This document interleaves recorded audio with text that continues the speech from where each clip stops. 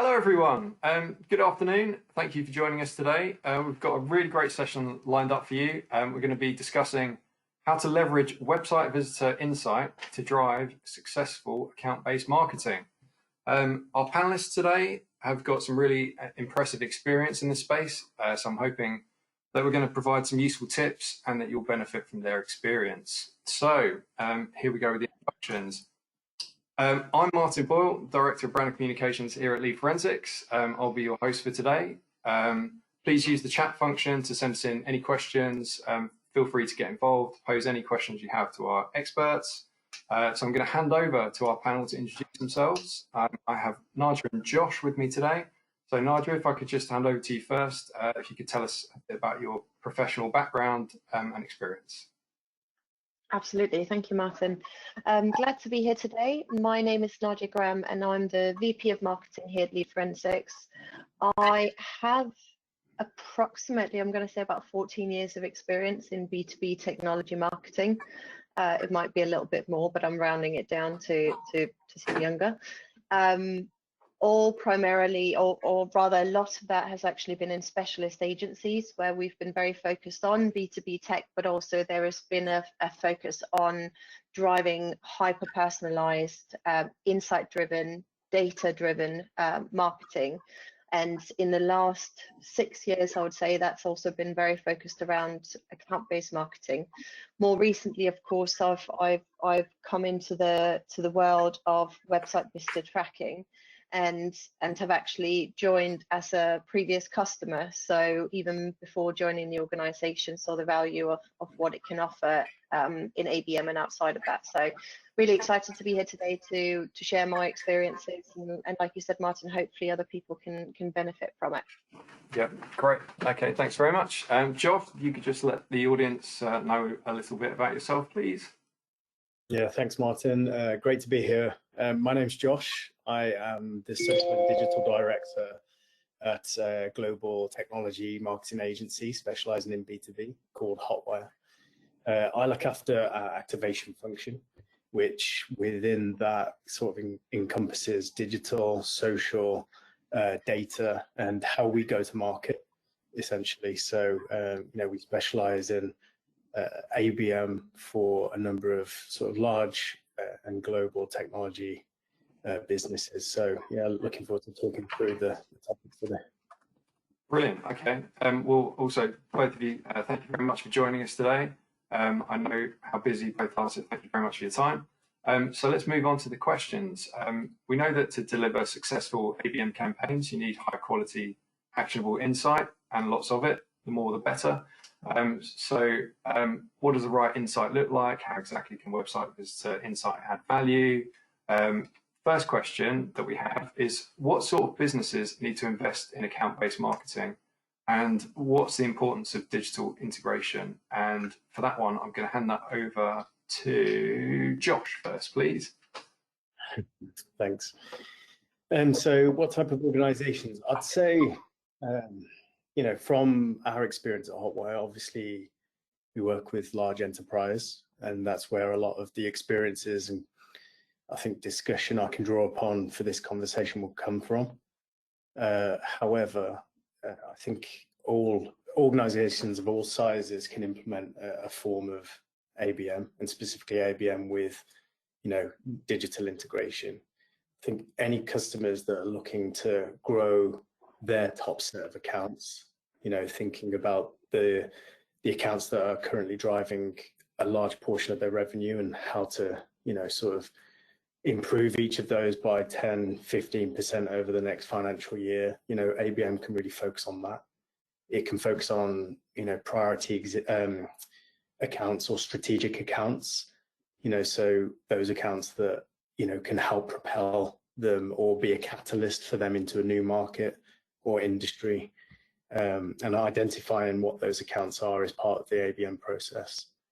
And I think ABM in itself and running an ABM program, all levels of business can be a differentiator in the current landscape we find ourselves in since the dreaded pandemic that we always talk about, in that, ABM can help cut through. Everyone's online, everyone's on LinkedIn right now. So what is it about our communications, our outreach that will land with our prospects? ABM and tight, account-based messaging and creative can really help cut through that. Absolutely, for sure. Nigel, have you got anything to add to that? Do you agree completely? Got any other angles on that one? I wholeheartedly agree. I think when you sort of look at the definition of who should consider account-based marketing as part of their remit, it would primarily, I would say, well, if you're a B2B organization, I would say absolutely everyone. Business to consumer, less so, but I don't think we necessarily have any of those on this session right now anyway. But certainly from a business to business perspective, I think it's probably one of the most valuable types of communication and strategic initiatives that you can launch from an organization perspective. I do agree that it's very important to have a definition around what your good customer look like, because that's the only way that you can make sure your targeting is correct. So you need to know exactly who's going to see value from your product and who's gonna want to stay with you once they're on board, so that you don't invest a lot of money into onboarding them only to lose them down the line, because actually the fit between your product value and what they were looking for isn't there. So if you've defined that clearly, your ideal customer profile, your ICP, then I think definitely account-based marketing is something that you should strongly consider. I think there's different scales to what type of ABM people might be looking to invest in, and that type of ABM will very much be dictated by your budget availability, your organizational structure, what needs you have, what are you looking for the account-based marketing initiative to solve for you? What is it driving? Is it a retention plot? Is it a new business plot? And how many accounts are you going after? And ultimately, your deal value and your sales cycles will help you determine what type of ABM as well, because the investment is based around the expected return, of course, as you would expect. The digital element, as Josh said, is actually really important, because ABM has always been around meeting them where they are. And what we have at the moment is this situation where we don't know where they are anymore. It's no longer as predictable, because you don't know exactly what train they're going to be on, what station they're going to come into, and what offices they're going to be based at, if they're even going to be based in an office at this stage. So I think digital, more so than ever, is important now to integrate into your account-based marketing if you want to find people, because that's where it's most predictable that they're going to be. I've had some really interesting stats and pieces of insight over the past 3 to 6 months, and one of the ones that really kind of made me sit up and pay attention is the fact that the pandemic has sped up digital transformation by 5 years. Now, if we look back at how prevalent digital transformation was just a couple of years ago, to suggest that it's now been sped up by 5 years is, I think, mind-blowing. But it just goes to really back up around the importance of that as a means to communicate, as a means to get noticed. There was another piece of research that I found which suggested that 1/3 of people are saying that they would rather quit than return to the office full time. So for anyone who's thinking, yes, but we're now on the downhill, things are going to go back to normal, I don't think it's yet possible to predict what that normal is going to be. And I don't think we know for sure that it's going to be a 9 to 5 days a week in the office scenario. I think this blended way of communicating in B2B and in ABM is, I think, here to stay, and digital is going to be a really core component in any initiative moving forward. Yeah, definitely. That's quite an interesting stat, isn't that? The 5 years acceleration of digital transformation. And I think that's probably one where, if you feel like your business isn't quite there with it, you can be losing ground quite quickly. But if you're ahead of the curve, you're going to do quite well. So I think there's obviously a lot of challenges when it comes to ABM execution. So we're just going to move on to that now. Yeah, so if we could go to Nadia first on what are some of the common challenges that we encounter? I think the ones that I most often come up against is one is alignment. ABM by definition includes a lot of stakeholders and functions within the organization, and bringing everyone together behind a unified vision when everyone has slightly different agendas can be an extremely complex exercise. I'm sure Josh will agree with that. Having external facilitators can help that process along, because sometimes it helps having someone there who can kind of whip everyone into shape, but unfortunately it can be time consuming, and it can feel like you're herding cats sometimes. And most often the drive behind this comes from marketing, so they're left being the ones trying to facilitate it and trying to coordinate leadership and sales, despite not necessarily having an organizational hierarchy benefits for above and beyond those functions, if you will. When it comes to pure play account-based marketing, that alignment and getting everyone on board is absolutely critical. I do think when it comes to businesses who are only just starting out on their ABM journey, and and potentially also smaller businesses, irrespective of where they are in that journey, I think it's not necessarily a barrier towards starting ABM full stop. I think there is a trail of thought, which is you can start with a small wins proof of concept campaign approach that doesn't necessarily warrant the alignment across all the different functions. And if you can get that quick win in, if you can prove that as a concept account-based marketing works, you're more likely to then smoothen the process around getting everyone else on board. It has to be done right, of course. I'm not suggesting it's going to be simple as such. One of the things that I've experienced in the past is if you can't get an entire department behind you, for example, sales behind your vision, if you can get one sales rep behind you, and if you can launch a proof of concept with one sales rep, I think you'll find that quite quickly, as he or she starts to overtake the peers in terms of pipeline contribution and revenue wins, they will be lining up to sign up to an account-based marketing initiative. So I think there's different ways you can come at this alignment, but alignment often I think is a challenge. Scale is the other one, which I think is top of mind when it comes to account-based marketing challenges, and that is both, once you've found a model that works for you, replicating that enough times, but also scaling a program to include enough reach for your accounts. And I think where I've seen a lot of companies become stuck or potentially trying to figure out where the line is drawn is what is account-based marketing and what is targeted marketing with personalization.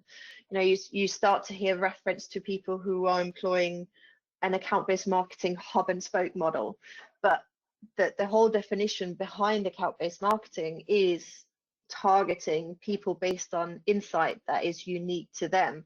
You can group them and you can unify them, but I think a lot of people are still figuring out the best way that they can scale their efforts whilst proving return. And so the main limiting factor there is resources and budget. Yeah, I completely agree, Nadia, with your point about, you know, developing advocates, you know, across the business and finding out who they are first and foremost, and then making them a champion of ABM. And the successes that we've seen have come from projects, campaigns that we've run with clients who have that alignment, or at least a senior figure on both sales and marketing sides to help, you know, pull everything together and provide the glue. One thing that I find as a challenge, and this happens all the time with campaigns, especially with organizations that are running a pilot ABM program, is the desire for quick wins. And that's not in contrary to what you were saying earlier about try and get that quick win to prove the value of ABM. I think there's a difference between showing early signals of success in an ABM program to get people on board, and leveraging the success of a pilot to grow an ABM program and function within your organization. But the key to successful ABM is to be patient, just hold on to the strategy, and understand that over time that we're changing perceptions within accounts, we're broadening relationships, unlocking those sort of blockers to new business within these accounts. And these are things that take a lot of time, especially in those organizations that you'd likely put in an ABM program. They're likely to be harder to land because they're larger organizations. They're likely going to be the most significant sized organizations that you're marketing to at any one time. And as a result, these programs can take sort of 6 to 12 months or even longer. And I think that's one of the things to understand and be prepared for, have an appetite for. And some of the biggest challenges is coaching, well, for us, coaching our clients through that and keeping them on that journey, and reassuring them that, progress is, shortly going to follow. But also helping them reiterate that to sales or vice versa, marketing or the board. Once a pilot is complete and you see the results, that sort of mentality is really easy to communicate. But it's once the satisfaction of our investment has made the return that we were expecting or more, that you can really start motoring with ABM. I think the other challenges that we come across is access to tech. So tech and ABM are, often spoken about. They sort of come as a package. And with the larger organizations, they always have a fantastic tech stack, but not everyone knows the technology that they have already that they can leverage. And if they do know, sometimes the access to the skills and resources to deploy a campaign through that tech stack is so siloed or exists in a different market or territory. And again, I think successful campaigns and organizations with ABM are more flexible with the sharing of knowledge, sharing of access to those tools. And that way you can expand and embed ABM programs and scale them through your organization. I think the last challenge sort of links to that quick wins mentality, trying to get things in and early successes. But ABM, there's so many KPIs for ABM, things that we want to develop, change, grow within these accounts. But ultimately, when the pressure's on, I think a lot of people look at leads. How many leads have we got? And sometimes the campaigns aren't designed to generate leads. That's just a byproduct or one of the KPIs. So it's, again, a bit of expectation management on what volume of leads, what the pacing will be, but actually that there is other engagement happening within these accounts that we need to analyze, that we need to understand. Relationships are being built, that it isn't down to just someone's filled in a form or downloaded an ebook, So that's another challenge that we often find and have to work through. Yeah, some really interesting points there. So, obviously there's some big challenges to overcome. The rewards for businesses that can kind of crack those can be big, though.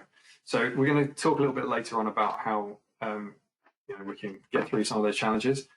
Just going to move on to the next question. So, how do you integrate website visitor insight into your account-based marketing effectively? I'd like to go to Josh first on that one, please. There are so many ways. The website visitor insight that you have access to, again, with a bunch of free tools, is super valuable. Obviously, the identification tools that Lead Forensics provide are exceptional too, and I'll explain why shortly. But what I was just talking about with regards to leads, ebook downloads and capture, and leads not being the sole purpose of an ABM campaign, the insights that your website can give you with regards to organizational engagement. So if you've got, let's say, a one-to-few program into 10 accounts, what are those 10 accounts currently looking at on your website? You know, what do they engage with? Which topics across your website are they most interested in? And then let's create more of that content, because we know that it's engaging them. That can help focus content. It can help focus creative. So leveraging that insight, but also it helps us then encourage sales, that engagement's happening within those accounts, despite it not being all about the leads. So that gated versus ungated content becomes more available, I think. So with regards to awareness into these accounts and developing or changing a perception within accounts, which is, you know, a fundamental part of ABM. You can't do that if you're trying to raise awareness into an account that doesn't know you very well by asking them to download a high value piece of content. You first need to give them compelling reasons why, thought leadership, blogs, videos, things that are ungated, and website visitor insight and their engagement with that is critical to understand, you know, or for them to understand what it is about your propositions that aligns to their pain points. Before then, we can then reach out and say, here's high value content, let's download it and get you into that nurture, you know, ecosystem. So, you know, I think from that perspective, it's imperative. One of the things that we've been building on that with the help of lead forensics, but also our third-party intent tools, is to marry up the engagement, the research that these organizations are doing elsewhere on the web that give us signals on those that might be in a buying cycle, and then looking to map that against those that are visiting our clients' websites. So they're showing intent for these products and services. They're showing intent at a certain stage, whether they're solution exploration or ready to engage. Maybe they're researching our competitors, but they've also visited our website. And to me, that's like two-pronged signal that they're aware of us, they're aware of our products and services, they're engaging with our content, and they're researching these products and services elsewhere on the web. Perfect time to reach out, to engage, to hit them with the social, the paid activity. So yeah, it's a marrying up of those sort of first and third party signals, and that's something that's working fantastically for us at the moment. That's great. It sounds like you're all over it, Josh. If we could move over to Nadia then, please. Yeah, of course. I'll try and be quick with this, because I know people might be watching the clock and having other commitments. So I think just picking up on that last point, what is actually really pertinent with me on that, and I'm sure any marketer on this call will be aware of what's happening with third-party cookies. And there's some really, really compelling statistics out there around how I think it's 80% of marketeers are currently reliant on third-party cookies as part of their marketing remit, yet Google, making the move that they have, own 64% of the market. So that's a compelling shift that's coming up. And actually what's happening is that shift is slowly moving from third-party data and increasing the dependency on first-party data if you want to be able to continue to do things like retargeting. With your website being such a rich environment for first-party data, that is a very logical way of feeding your website visitor insight into an ABM initiative, for example. So just picking up and sort of backing up around that. Top level, I think website visitor insight can help you strategically, especially in the early stages or as a smaller organization, where you need to identify your accounts, the accounts that you want to go after based on who is likely to have an appetite for your product, where you need to see return on investment, and potentially if there isn't the option or the scope to do in-depth research, or you don't have the alignment with sales, for example, to select your accounts that way, website visitor insight can help you. But it can also help you identify the messaging that you should be using based on the engagement that you've seen on your website.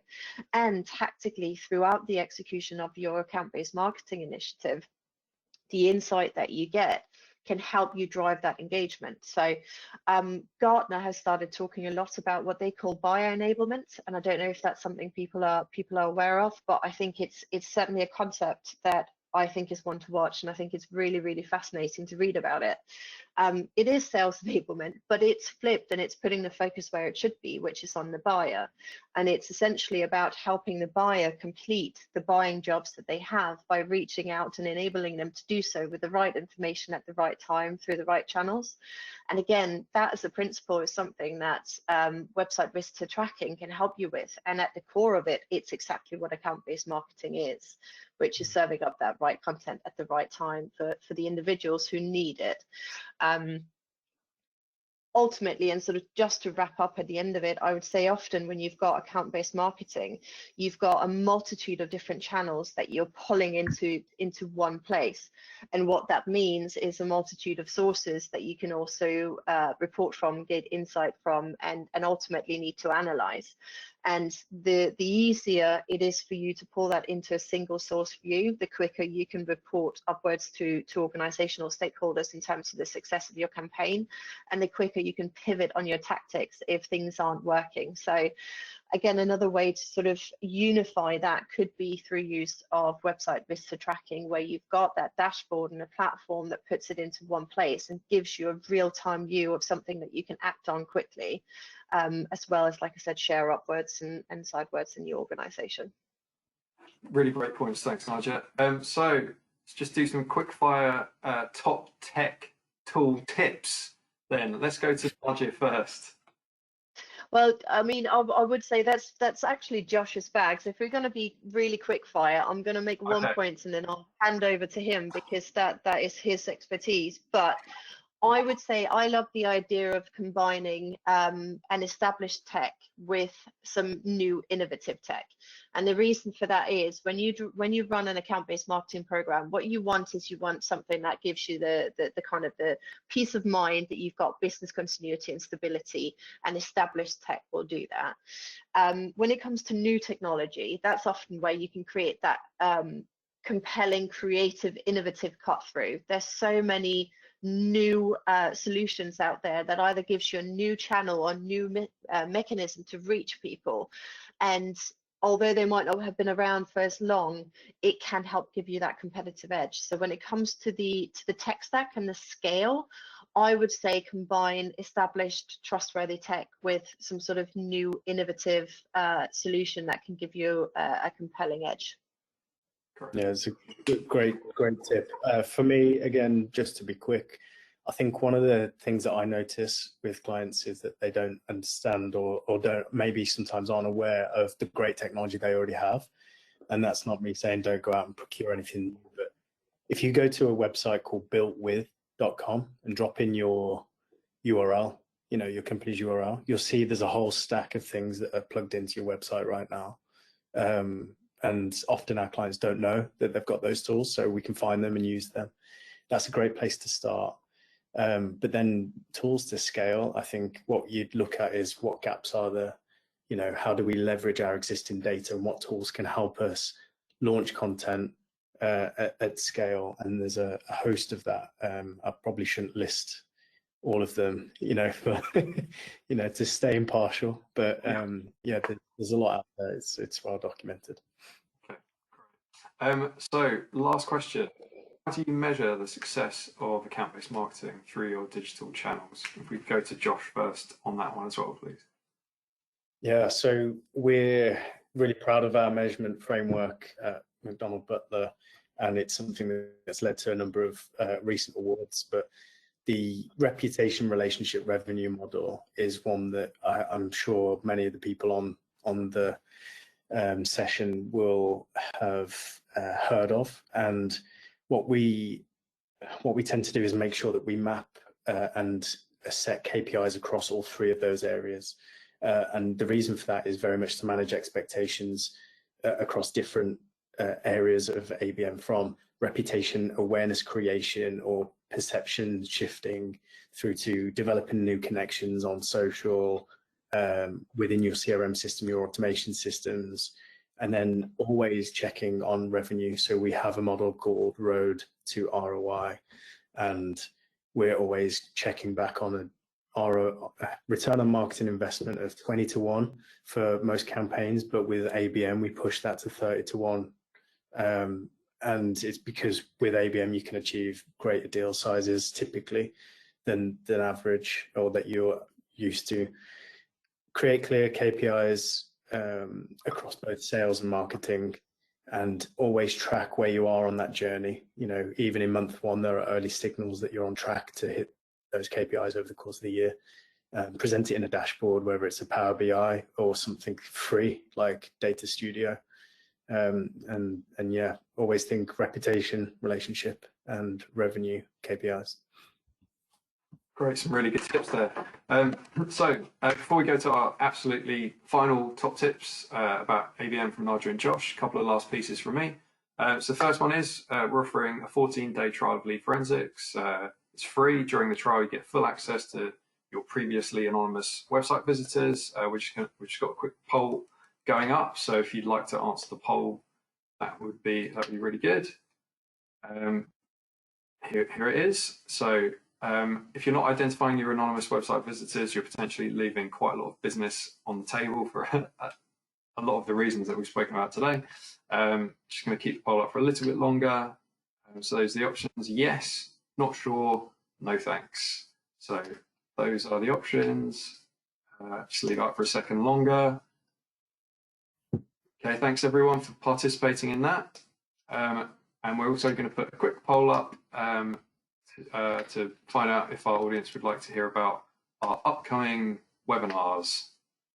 So there we go. Opportunity: yes, sign me up. No thanks, I'm already an expert. If you are an expert, please by all means get in touch. We're always looking out for expert speakers to come on. Next up, if anyone would like to connect on LinkedIn, we have some QR codes coming up on the screen now. Most phones now, you can just take a picture of the code and it will take you to the link. If you're listening to this on the podcast on catch up, you might have to do this the old-fashioned way, I'm afraid. Yep, so anyway, let's go over the final tips then. So if we could go over to Nadia, if our audience members can take one thing from this webinar that's the really key thing, what would it be?